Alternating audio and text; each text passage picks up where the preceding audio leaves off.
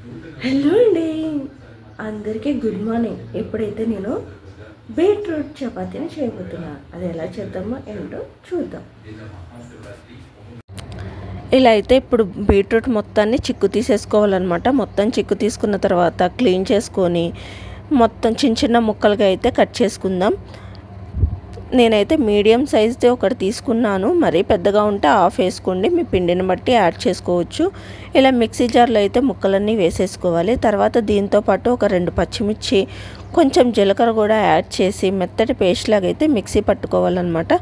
దీన్ని అంతటిని గోధుమ పిండిలో అయితే వేసేసుకొని అందులోనే కొంచెం ఉప్పు, కొంచెం నూనె కూడా వేసి పిండి మొత్తాన్ని అయితే ఒకసారి కలిపేసుకోవాలి. తర్వాత ఇందులో కొంచెం కొంచెంగా వాటర్ యాడ్ చేసుకుంటూ చపాతీ ముద్దలాగైతే కలుపుకోవాలన్నమాట. ఇలా అంతా పిండి ముద్ద రెడీ అయిన తర్వాత ఒక 10 నిమిషాలు పక్కన పెట్టుకోండి, లేదా మీ ఇష్టం ఒక అరగంట అయినా పక్కన పెట్టుకోవచ్చు. మీ టైంని బట్టి ఎంత బాగా నానితే అంత బాగా పిండి అయితే మెత్తగా వస్తుంది. చపాతీలు కూడా చాలా బాగుంటాయి అన్నమాట. వీటిని అయితే చపాతీ అయితే చేద్దాం. నాకైతే చపాతీ మాత్రం రౌండ్గా రాదండి. ఎంత అన్నా ట్రై చేసినా కానీ అది ఏదో ఒక రకం షేప్ అయినే వస్తుంది.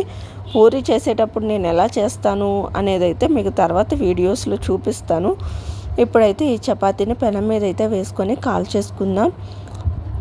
ఇలా బీట్రూట్ చపాతీ తింటే హెల్త్కి చాలా మంచిదండి. మనకి డైరెక్ట్గా బీట్రూట్ అయితే తినాలనిపించదు కదా. పిల్లలకు కానీ పెద్దలకు కానీ బీట్రూట్ ఫ్లేవర్ అంటే అది అస్సలు నచ్చదనమాట. ఇలా చపాతీ రూపంలో చేసుకుంటే మాత్రం ఆ ఫ్లేవర్ మనకు అసలు తెలియదు. పచ్చిమిర్చి కూడా వేసాం కాబట్టి పిల్లలకైతే చట్నీతో కూడా పని లేదు, డైరెక్ట్గా ఇలా తినేసేయచ్చు. పెద్దవాళ్ళకైతే పల్లీ చట్నీతో తినొచ్చు, లేదంటే పెరుగుతో కూడా తినొచ్చు. వీక్లీ 2 టైమ్స్ అన్నా ఇలా బీట్రూట్ చపాతీని ట్రై చేయండి. టేస్ట్ మాత్రం చాలా బాగుంటుంది. అసలు మనకు ఆ బీట్రూట్ తిన్నామన్న ఫీలింగ్ అయితే అస్సలు ఉండదన్నమాట. కలరే కొంచెం రెడ్డిష్లో ఉంటుంది. చేయడం కూడా చాలా ఈజీ, సేమ్ చపాతీ ప్రాసెసే కదా, ఈజీగా చేసేసుకోవచ్చు. చపాతీ కూడా చాలా మెత్తగా ఉంది. ఇప్పుడైతే నేను ఇంకా రెడీ అయిపోయి బయలుదేరామన్నమాట. ఇప్పుడైతే మేము కూడలు అయితే ఎంటర్ అయిపోయామంట. కనబడుతుంది కదా, అది టెంపుల్.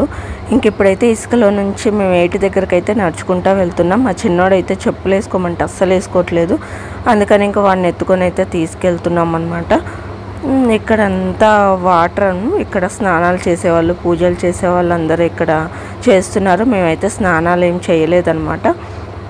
మా మావయ్య అయితే పెద్దలకి పూజలు చేపిస్తారు కదా, ఇంకా ఆ పూజ అయితే చేపిస్తున్నారు.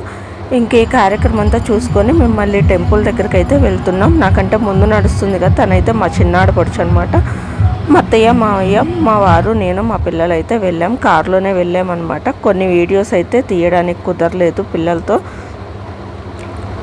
ఇంకా తీసిన వరకు ఒక చిన్న మెమొరీ లాగా అయితే గుర్తుండిపోతుంది కదా అని చెప్పేసి అయితే ఇలా వీడియో అయితే చేశానన్నమాట. ఇక్కడైతే ఇంకా మేము టెంపుల్కి అయితే వెళ్తున్నాం. దారిలో ఇవన్నీ షాపులు, పిల్లలు ఆడుకునే గేమ్స్ అన్నీ వరుసన ఉన్నాయి.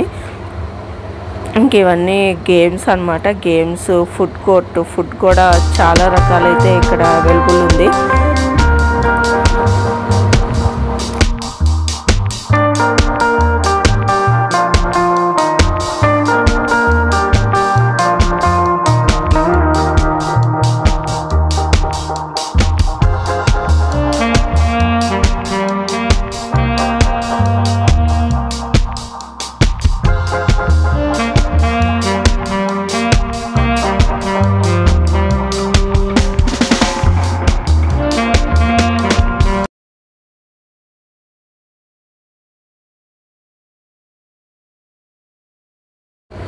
ఇప్పుడైతే టెంపుల్లోకి అయితే ఎంటర్ అయిపోయాం. ధ్వజస్తంభం దగ్గర అయితే పూజ చేసుకొని అయితే లోపలికి అయితే వెళ్ళిపోతాం అనమాట.